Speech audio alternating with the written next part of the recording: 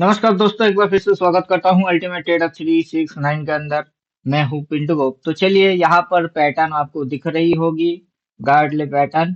तो यहाँ पर इस पैटर्न के बारे में अपन चर्चा ऑलरेडी करके रखे हुए थे। जो भी अल्टीमेट ट्रेडर को कंटिन्यूअस वॉच करता है उनको पता होगा, और जो लोग पहली बार देख रहे हैं उनको अपन बताने की कोशिश करेंगे कि बाजार में व्यू कैसे बनाए। निफ्टी एनालिसिस ये वाला वीडियो अपन डाले थे जून 2017 को, राइट।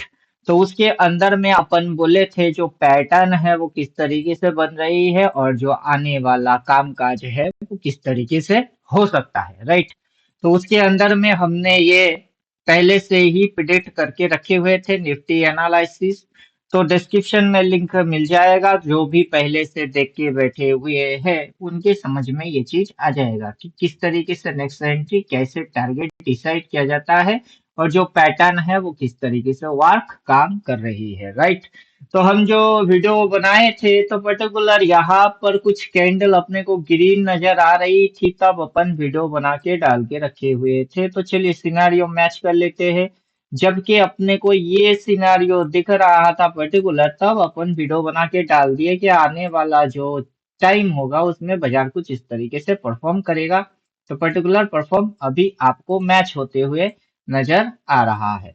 तो उम्मीद करेंगे बात समझ में आ रही है। तो जो भी निफ्टी में ट्रेड करते हैं, ये गिफ्ट निफ्टी है, तो हम यहाँ से हटते हैं, निफ्टी में चलते हैं, और निफ्टी के अंदर में भी हम देख लेते हैं, क्योंकि दोनों की लगभग हमने सिमिलर मूव्स के बारे में ही बात चर्चा की थी, राइट। तो इस तरीके से इसमें एबीसीडी एग्जिट, देन एबीसीडी ये लिख के दे रही है। देन यहाँ पर हम देख सकते हैं कि ये हम बोल चुके थे कि इस तरीके से बाजार की जो टारगेट होगा वो अपसाइड में होगा, और हाथ में इंडिकेटर होना बहुत ही ज्यादा जरूरी है।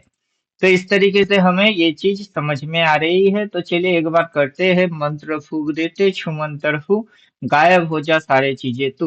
तो अब जैसे हम गायब करेंगे तो एबीसीडी एग्जिट सारी चीज गायब हो गई हुई है। इस तरीके से हम इसको देख रहे हैं, राइट। तो चलिए हम यहाँ पर अपना खेल चालू करते हैं। सबसे पहले डालते हैं risk trend, risk to reward ratio, जहाँ से हमको ये समझ में आए कि छोटा सा स्टॉप लॉस के बदले में कौन सी जगह को किस किस तरीके से टारगेट बनाया गया, राइट।